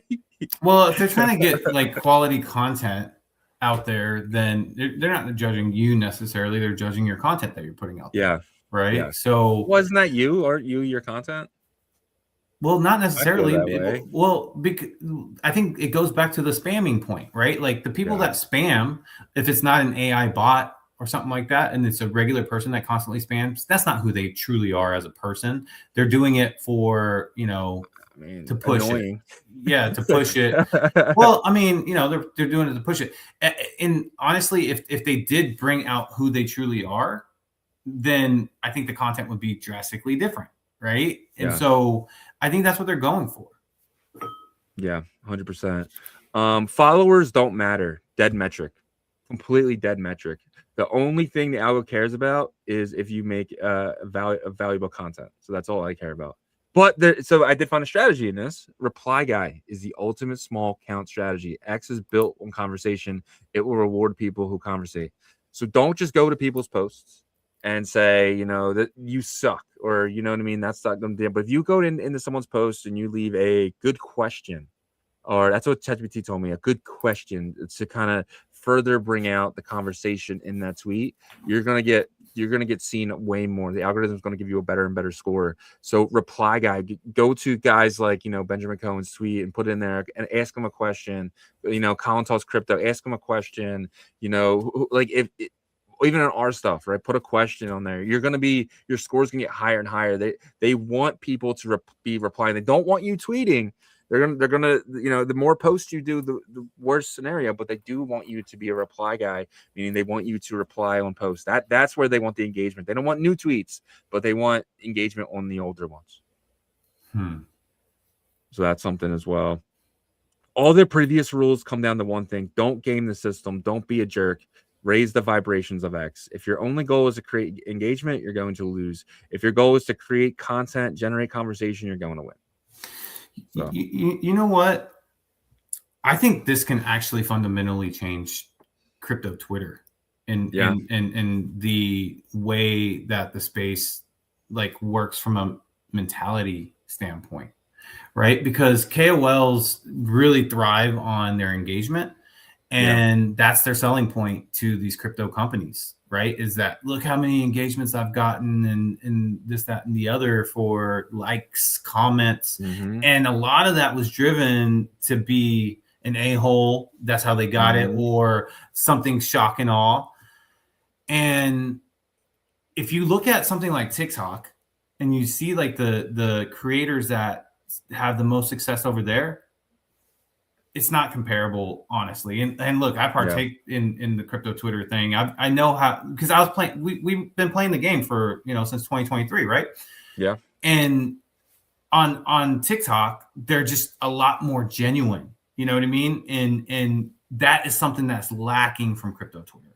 And so this technically can make the space better. And I know it sucks because like initially because you have to figure it out. But in the long run, man, I feel like they're doing this obviously for a huge reason, and I feel like it's probably because the advertisers that are working with X are saying we get nothing from this platform. Like this is trash. Like in terms of what we're getting lead wise, what the conversion rates are probably crappy because people on crypto Twitter or just X in general, and there is a lot of slop on there. I mean, let's just be honest, right? Oh yeah, and they love to sponsor on TikTok. I mean, you're seeing huge brands sponsoring on there, right? So I bet this has more to do with that. And then Elon and Nikita just saying, hey, we want to turn this into a substance type of platform versus what it is today. Yeah, you're 100% right. It's I bet you this is coming from the advertiser saying it's just spam and people fighting with each other. So they're like, okay, well, let's push that down and push up the good content. And I am seeing better and better content on here. I mean, I am, like, honestly, now that I'm like understanding the algorithm a little bit, I'm like, oh wow, like that's why I'm seeing posts by Benjamin Cohen more. That's why I'm seeing, like, I say there's no crypto post, but then it's Dan from the Cardano dog guy, right? I see, because he spends a lot of time with his posts. They're very thought out. They're very engaging. They're not AI content. And that's why you're seeing more of that, and you're seeing less of the bullshit, right? I mean, I am anyway. So yeah, and I think you will see more of it as people realize that the old way of doing things isn't going to work anymore, especially for the Web3 and crypto space. Which I think that's going to be a breath of fresh air once that starts to really take hold. Because I think 1,000% definitely use way less trolling and immaturity and stuff like that in the space. I agree. All right, let's kind of get into something I found really fun. I don't know if you guys will, but this morning, I accidentally, I didn't plan for this. I dove deep into a DeFi protocol, and that DeFi protocol is called Kintsu. Is that how you say that? Kintsu? KSU? Kintsu, yep. Kintsu? Yeah, so introducing SuperMON. Curated DeFi rewards centered around sMON, which is SuperMON, designed with Upshift Fi and curated by Qualia.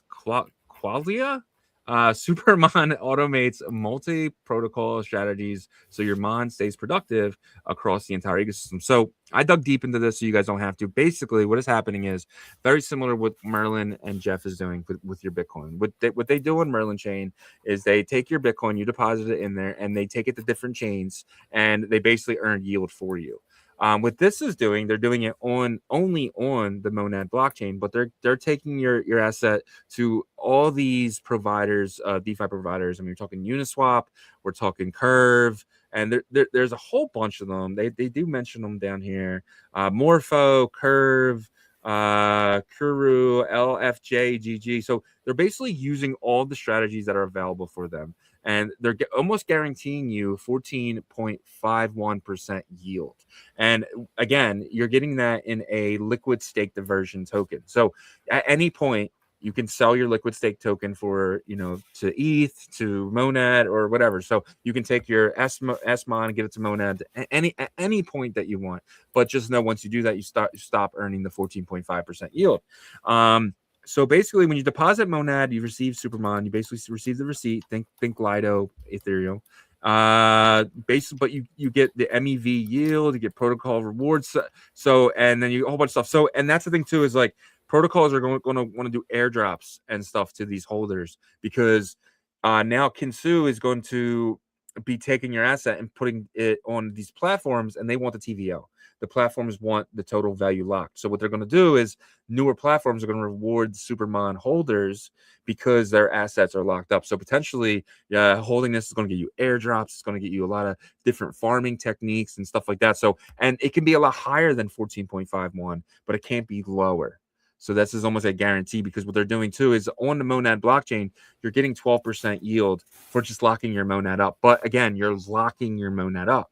So a lot of people might say, why would I want the 14.5% when I can get the Monad for 12%? Well, there's a 30-day lock on it. So you lock it up, and then when you want to receive your Monad again, you have to start the unwinding, and you have to wait 30 days to actually get it. So you're sitting, on that Monad forever. But doing it this way, and getting the 14.5%, and then there is a lot of, A little bit of centralization. It's very minimal, but there is still a little bit of centralization in there when stuff's being moved around.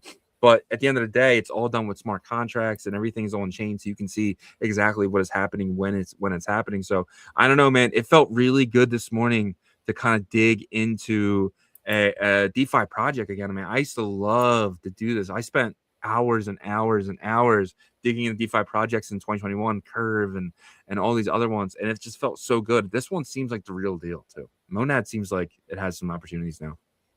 Yeah. No, I think that's awesome that you were able to find that. And, Monad does need more attention to it. And I think this is a good way to do that. And so good for the Monad chain for sure. I've used Monad and I love it in terms of personal user experience. The speed is like Solana. It's an EVM tech stack. And so it's basically the counterpart to Solana, except for on the EVM side. Right. Yeah. And so, I'm definitely gonna look into it, and I'm curious because like you and I have messed with DeFi since whenever it came out, right? 2021, etc. Right? And you almost wonder like when the banks and the stablecoin issuers and stuff figure things out, because I think they will. When do you think the like mainstream mass the normies, when do they cross over? Do they cross over whenever there's like a protocol like this backed by JPM? Obviously APR is not going to be as high, stuff like that. Or do you think as time goes on they dive into things like this?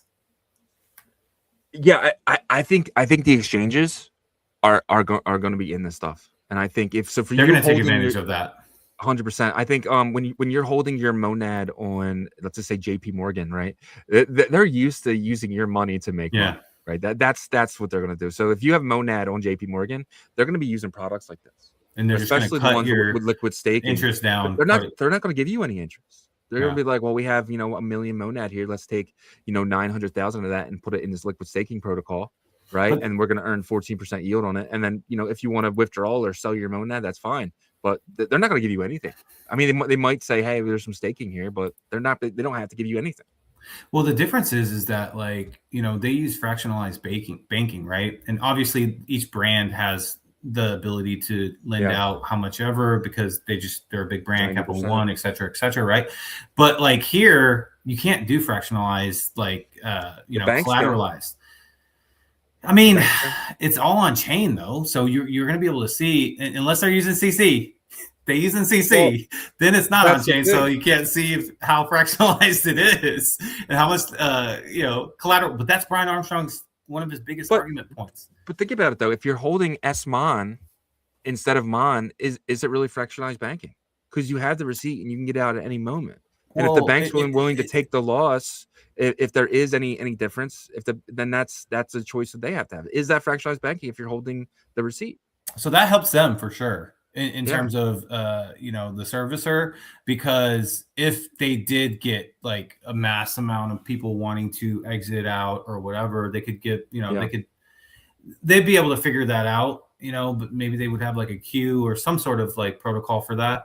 But it's different. That's one of my biggest points though, right? The way that they would do business would be different. They would have to adjust to it in this type of thing. But it's just something that crossed my mind when you first started talking about this. Like if the banks and the stablecoin issuers do come together, which I do think they do.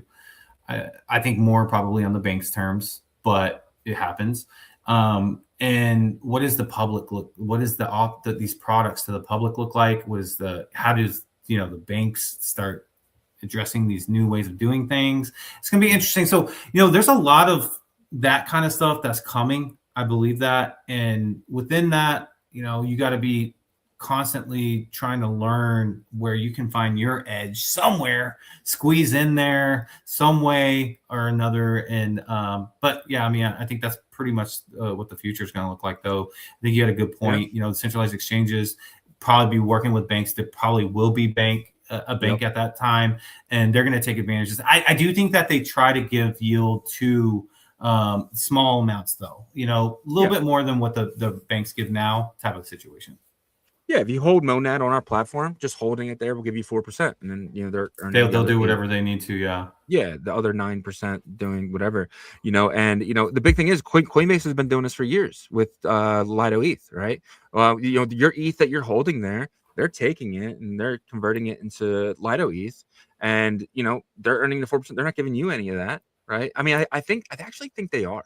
They do say that. They do say if holding ETH on the platform, you do earn some type of yield, or you can choose to stake it or something like that. I know they offer something, but I do know that 70% of the Ethereum on Coinbase is Lido at the ETH, which is crazy. Wow. So they've been doing this for years. So you just holding it there, the normie, granddad or whatever who has Ethereum on Coinbase. I mean, Coinbase is making money on that, and not giving them a penny. So. But this shows that Monad DeFi is moving from single protocol farming into vault products that abstract complexity and route capital where incentives and yields are the strongest. So that was the biggest thing I got from this.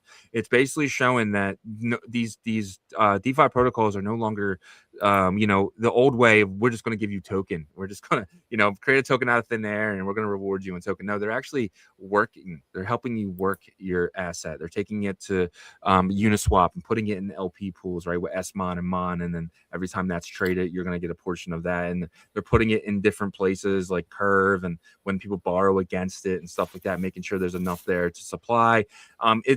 They're actually finding ways. They're using other DeFi protocols to find you that yield, and I thought that was the biggest thing, my biggest takeaway. Yeah, and I think that's the obvious next, well, not necessarily obvious, but it is the next evolution of what DeFi should be.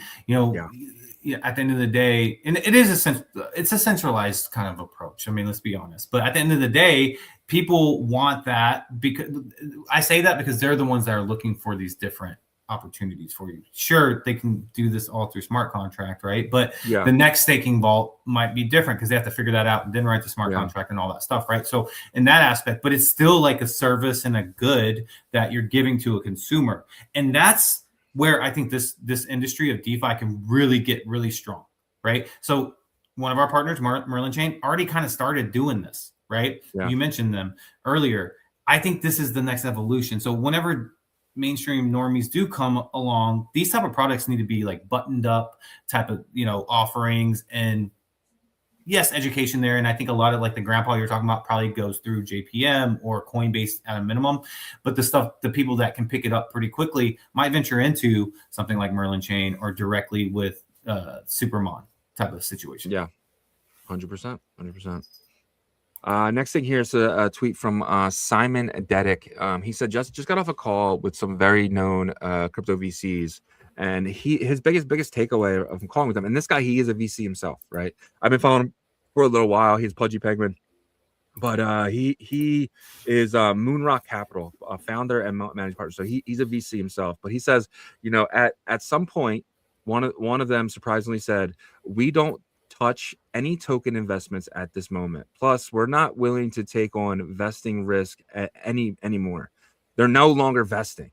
They're not doing that no more. The token market has never been as terrifying as it is today. He says, "I don't agree with this take, but I do understand where they're coming from. However, much more, it tells me a lot about where we are right now." That was huge, man. Like that, I saw this and I was like, dang. I don't think the market. I don't think the vesting schedule strategy has worked probably since maybe 2021, 2022, maybe at the very, probably not then. Because like at the point that they're going to start receiving anything would have been end of 2022 or beginning of 2023. And unless you were in the Bitcoin ecosystem in 2023, everything else was not thriving at all. It's like, you know what I mean? Solana didn't get going until early 2024. Right. And so I get it. Look, I mean, the vesting situation just killed so many VCs this past, what was it, 2026? So the past 3 years, really, and, it was exciting before because in 2020, 2021, you saw what happened and you could benefit from that if you got in at 2020 or something, 2019, maybe for some early projects. But it is scary for VCs. I think that there's just going to have to be a different way of doing it, or the market dynamics of startups are just going to have to change drastically for that to work again. Because I think it could work if the quality of startups increase tremendously. But there's just no real trust between, and I say that kind of laughingly because, I mean, look, not all VCs are bad, but obviously VCs are here to make money. So when they have that opportunity, it happens very quickly, right? They'll dump something. But like, I get why they're coming from this standpoint. Like, why would you keep throwing money into a black hole? Yeah, 100%. I mean, especially right now. But I think this is just more evidence that we're in a bear market. It's just never, you know what I mean? Like there's no denying right now that we have been in a bear market and continuously are in one. And there's nothing anyone can say to convince me otherwise, because the biggest bear market thing is VCs no longer putting money into the markets. I mean, there's no large money coming into markets. Yeah, like the Draper team, what was it called? Team Draper or whatever that whole thing was. They don't invest. They just they do, right? They create they do put money into teams though. They do invest. I mean, they're not.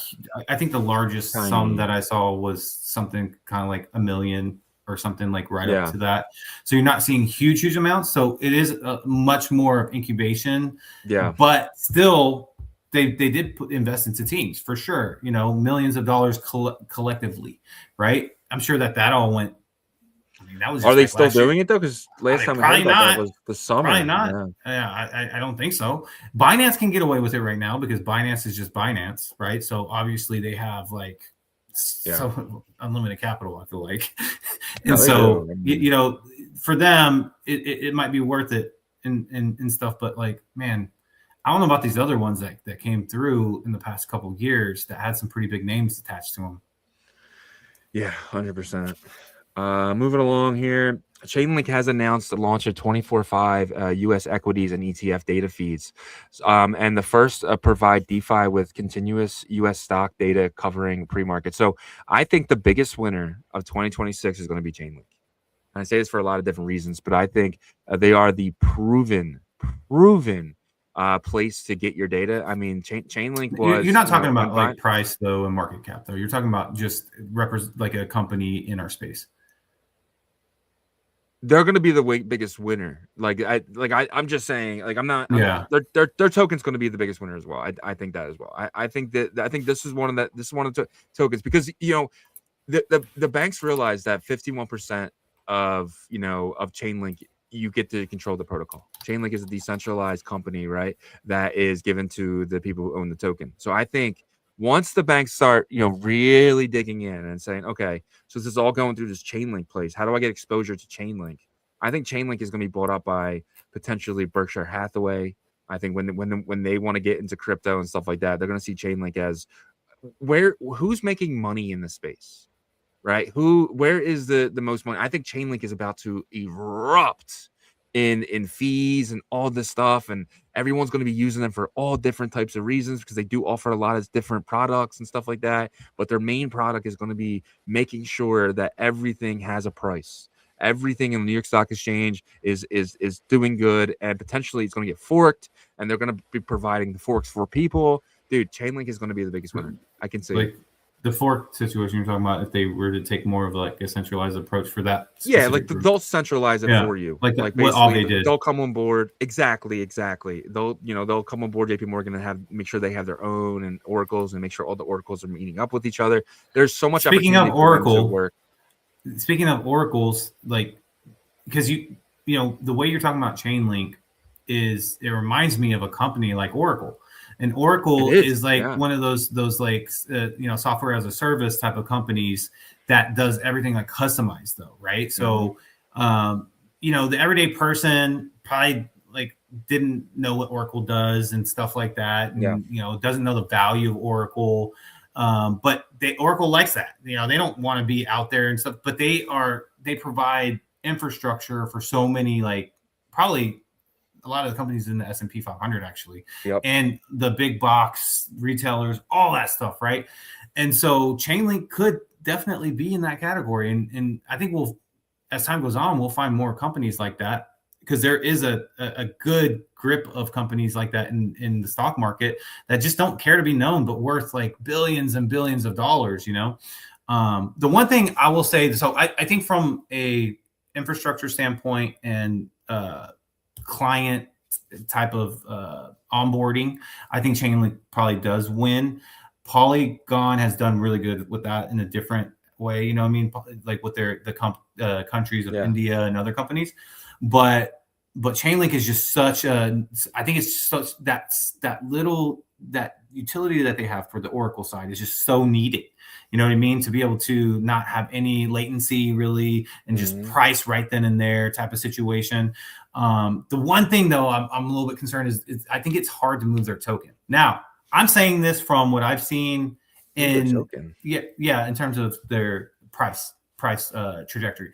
I'm saying that from what I've experienced seeing them over the past 4 years. I'm not saying that with like TradFi pouring in, like possibly billions of dollars into it, right? So I don't know what that's going to look like.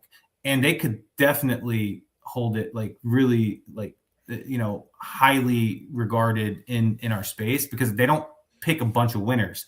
They pick a couple, as we know, hand selected almost type of winners. And if they pick Chainlink, you're right. We could see some craziness there. Well, that's the thing too, is that we haven't a Clarity Act, so they haven't really been looking underneath the curtain and say, what are we going to use? And then when they do, they're going to see this token has been around for 5 years, right? And you can stake it. So what Oracle, people don't understand, like the price of Oracle, if it doesn't fluctuate much, right? It'll go up a little bit, go down a little bit, right? But they have a monstrous dividend. You're getting a monstrous dividend if you're staking Chainlink.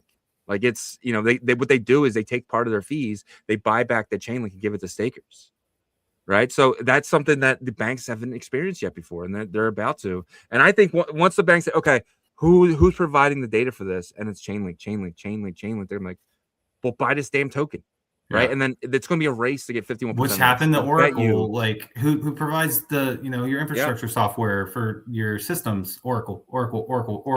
Buy Oracle. You know what I mean?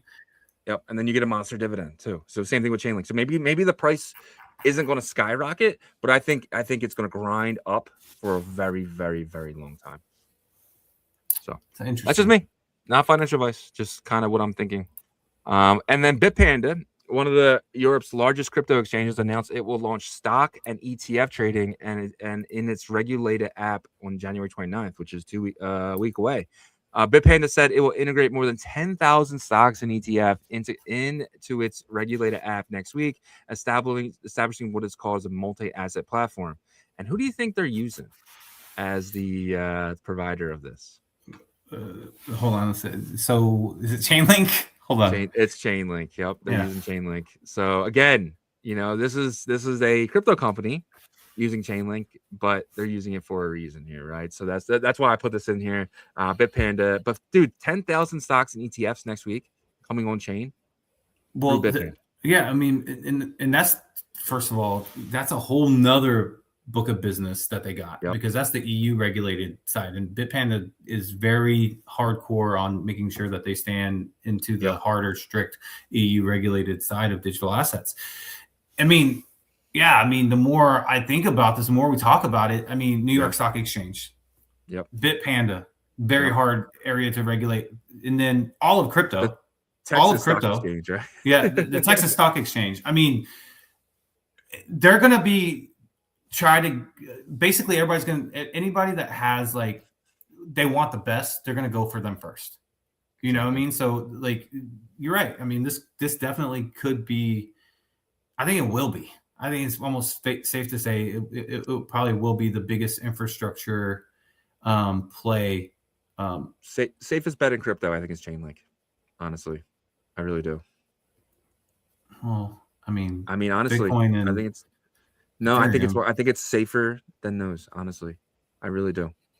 I just think that obviously we need market structure bill to pass and all this stuff. But this is also the other side of Web3 and crypto that is separated from just the coin and the asset. The stuff that like people have been saying they wanted. I'm talking about the services of the infrastructure needed, right? So the utility side of it. You know, I do think that the coin's going to benefit immensely from it. But I'm just saying, like, when you look at Bitcoin and Ethereum, Ethereum's different, right? Bitcoin is just kind of like legacy. It's going to go up over time. Ethereum, people are doing stuff on there, but Chainlink, it's like the business side that you absolutely have to have it. Yeah, and think about this too: 51% of that can make changes. That's so if I don't like that though, because like I love it because obviously the Chainlink Foundation holds a giant chunk, 30-40%, right? So it's there. So they're controlling their own business.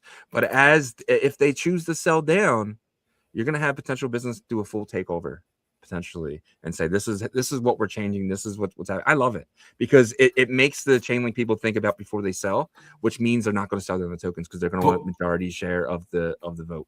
What if there was a malicious like intent, right? And like this entity is trying to make the short of a generation or, you know, a century, and they get it and they make horrible like decisions to vote in and they short it and Chainlink is dead. Well, that's the beauty of our that's space. not beauty. That's no, it is. The beauty of a space is being able to fork it. So it's there. It's open source code. You just fork it and create another one, right? Or the founders say, "Hey guys, you know, we're not going in this way anymore." I feel like if that was, if that was going to happen, we would see a situation it's similar to Solana before. Exactly. I mean, this could happen on any chain, right? It could happen on Monad tomorrow. Like, you know, 51 will get 51% and then fully take over the chain. But that's the thing, though, is when you start buying, what happens? The price goes up. If someone tries to acquire that much Chainlink, it's going to skyrocket in price, right? So unless they are anticipating a huge dump. Well, if you're still trying to get 51%, you still have to buy it up. Oh yeah, you're saying initially. You know what I mean? Like, so the price is going to skyrocket. And I'm saying this year. I'm not saying 5 years down the line, whatever. This year, I think it is the biggest opportunity. And actually, I think as time goes on, that scenario I talked about gets smaller and smaller because it's more expensive. And that's the thing too. Is like when you own 51%, you're losing value. If you make bad changes, you're going to lose billions of dollars. Yeah, but the whole point is to be able to short it on the backside. But yeah, but if you're gonna lose billions of dollars here, how much are you gonna put on that short? Like, you know what I mean? Like, it's just that's why I said that as time goes on, that scenario gets smaller and smaller in terms of I think it's too small now because I don't think you're gonna be able to. It probably is leverage on an exchange right now. It's possible, but it probably is too small now, just because there would be so many people that would step in. Where are you gonna do it at? Like, where can you short Chainlink at for that much money? I mean, you can find ways to do that. Hyperliquid won't give you like that much. Yeah, you can spread it out though. Still, you're only getting 5% across the board, depending on. And then people, and if you're doing it on chain, people are going to see you doing it, and like, what the fuck's this guy doing? So you know what I mean? That's where. So it's like that's where the regulatory entities would probably like do investigations in the future, but. You're in that situation. I think that would be a very, very, very, even today, you're right. I think it'd be a very small possibility. Too many people would step in because they can't have Chainlink fail. Yeah. And especially if you own a majority share. I mean, your Chainlink's, 15-20 billion dollar company, and you have 51%. Damn, dude, $10 billion you're going to lose if you fuck it up. So. News from the trenches. I don't have anything, but something made me laugh yesterday. If you rob a bank, you're called a criminal. If the bank robs you, it's called finance. If everyone robs each other, it's called Solana. I thought that was hilarious. Did you saw that? Did you see it on chain or on chain? Yeah. Let me actually give the guy credit. His name was like LJC posted this, and I loved it. I saw this, and it made me laugh so hard. I was like, if you rob a bank, you're called a criminal. If the bank robs you, it's called finance. If everyone robs each other, it's called Solana. I was like, there you go. Yeah, that is funny. And partially true, because I feel like a lot of that money gets cycled, man. I don't know how much truth there is to that. But Stan comes in and says Switzerland and Liechtenstein are building their infrastructure on ICP with sovereign subnets. Is ICP the first to have an entire nation state stack? Well, so I don't know how much of India's like country is working with Polygon, but I know the digital rupee setup part is something to do with that. So, but hey, look, ICP, you know, everybody knows that their tech is solid. I think you know, getting more involved with nation states is the way to go. I feel like when we talk about Chainlink, we're talking about like the financial system infrastructure, which is not just crypto. Obviously, the topics today were that's TradFi. So TradFi is looking at Chainlink to be able to tokenize everything. You're talking about the New York Stock Exchange now that's going to be 24/7, by the way. And they're doing that to compete with the Texas Stock Exchange, by the way. Yep. You know, so I don't know. So in those aspects, it makes me feel so bullish about the space. But then we go back to our everyday life and we're like, you know, but I actually feel better. You know, the topics today were great. Good job on thank you, man. I just you know, the DeFi stuff, and that's what I want. Guys, believe me, if I had my choice, we would do no macro. Right, but macro, we have to pay attention to it, and it sucks. I want to do a full DeFi, you know, on infrastructure and digging the LIP protocol and Chainlink and the stuff that's like really the underlining of our entire crypto. But like at the end of the day, we're all here to make money, and how do we make money? Well, we need to get it around TradFi. We need to make sure we know what they're doing, so we're able to kind of do the opposite of what they're doing and kind of move around them without disrupting them, right? Not letting them know that we're here, that we're, you know what I mean? Like being the minnow and the whale. And to do that, you have to understand what they're doing first. And that's what our show is about here. And we hope you guys like it. But we're, you know, as we get more bullish, I do feel like we're going to have more and more stuff to talk about like we did today. Yeah, for sure. Loved the show today, man. It was, I mean, I love doing this in general. And, you know, we work well together and stuff like that. But today's topics, man, I felt like we were able to really just dive in and think about the possibilities and stuff like that. So we appreciate you guys for sure. You know, without you guys, we could not do this show. And we're very, very thankful for y'all and appreciate the comments. I mean, you guys come through whenever it's, you know, the time that we need you guys the most, for sure. And like I said, without you guys, we couldn't do the show. But also, without our partners, we couldn't do it. So if you could check them out, we would greatly appreciate that. And if you are interested in getting that banner in the bottom right, go to pyro.buzz. But Merlin Chain is uniting Bitcoin strength to the power of AI with their Wizard version 2.0 that guides you through Merlin Chain's ecosystem. But it also can guide you outside the ecosystem and help you pick up popular Solana tokens or BSC tokens as well. All you got to do is have some Merlin Chain Bitcoin in your Merlin Chain wallet, which can be a Bitcoin wallet or an EVM wallet, Bitcoin side, Unisat, or Xverse. And EVM, of course, you got MetaMask there. But as I said, it can guide you through Merlin Chain's ecosystem to help you swap and do DeFi functionalities like swapping and staking. And speaking of staking, they use a proof of stake security model for the chain, and you can participate in 3 ways. The first way is staking Bitcoin to earn more Bitcoin. We talked about this earlier on the show. Jeff and his team have come up with a great product to where, you know, they're able to earn more Bitcoin off of your Bitcoin when you stake it there. They are 3-month long stakes. They shoot for between 8 and 21% APR. They can't hit that every single time, but they do a pretty good job on getting in that sweet spot there. This next staking vault is open right now, actually, and it goes until March, I believe. So make sure you guys check that out. Again, it is locked up for 3 months, so just know that.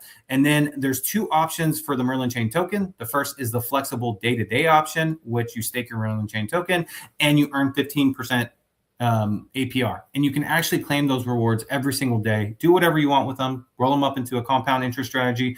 Sell them. Keep them in your wallet. It's up to you. And but if you do want to withdraw the Merlin Chain token, there's a 7-day cooldown period. So just know that before you go into it. And the last option is the bonded option, which is a 6-month lockup period, and you earn 45% APR. The cool thing about this, though, is you can claim your rewards every single day, just like the flexible option. You can, again, do whatever you want with it. And, you know, compound interest it, sell it, whatever. A lot of people like to compound interest it because you can make more off of that, but that's up to you guys. And those are the 3 options to participate in the proof of stake security model with Merlin Chain. Head over to merlinchain.io to learn more.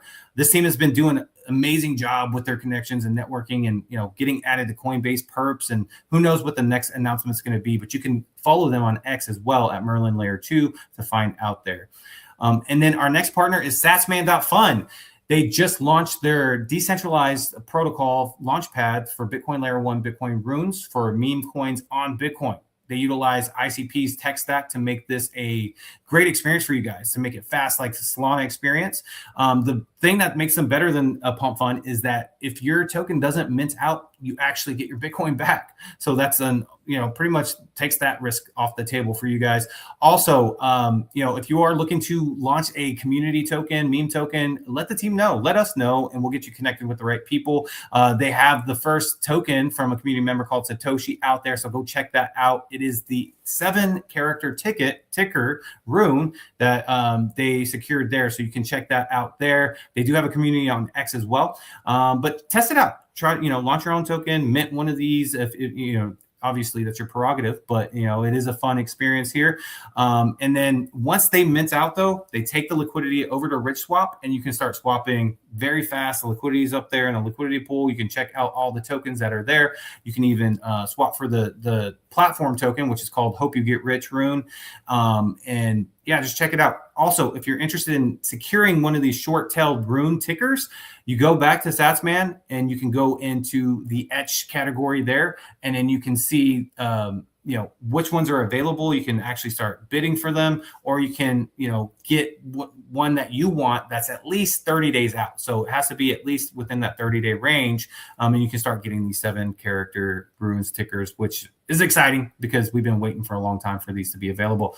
But we thank you guys for checking out our partners. It means a ton to us. Yep. Great job, man, as always. And if you guys have a few more minutes, wouldn't mind checking out onchainrevolution.io. We have some of the best articles dating all the way back to 2023. If you know someone just entering the space, please, guys, send them our website. We really feel like I help them get started and caught up to where we are today. Brand new article, again, just dropped. Crypto market update. Bitcoin stabilized. ETH jumps 4%. Sol recovers. So definitely check this out, guys. On top of that, we got so many articles. Check them all out here at onchainrevolution.io. And on top of that, if you guys need a VPN, I highly recommend Nord. I use it each and every single day. It is my go-to VPN for when I want to use things like Hyperliquid or MEXC or anything that geo-blocks you. That's one thing about DeFi that I hate. And you go to these sites and you want to just check them out, but then you have to, make sure you have a VPN on.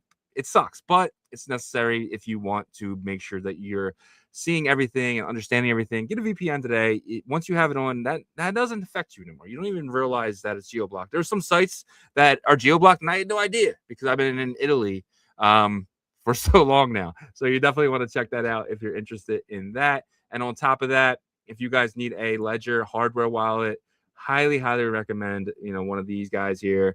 Ledger does have issues with your data, so if you are somebody who doesn't want your data out there, but this hardware wallet is the best. So don't worry about anything like that. You will make your assets will be safe, and at the end of the day, that's the only thing that actually matters. Don't use one of those other off-brand bullshit hardware wallets. Keep your crypto safe. Keep it safe with a Ledger. And you guys can get it all through onchainrevolution.io. Remember, guys, we are live Monday through Friday, 11 a.m. Eastern, 10 a.m. Central, 8 a.m. Pacific, and 3 p.m. UTC. Check us out all week, guys. Until tomorrow. Peace.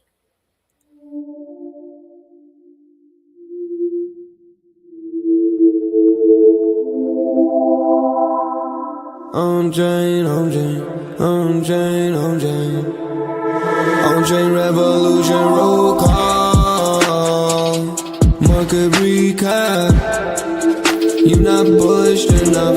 No. You're not bullish enough. No. Look at the price go. Bitcoin control. Why you still coping? Price action rolling. Don't fall for bear trap. Swapping indexes and putting it up in the sex. I can take profit right now. OnChain is where I be now. You can never look back. They don't want you to know. How did the market react? Fear and greed gotta adapt. Now we bridging the tokens and arching the network right now. You know how crazy we are. Nookies are savages now. They know how crazy we are. Chain abstraction, main attraction. OnChain.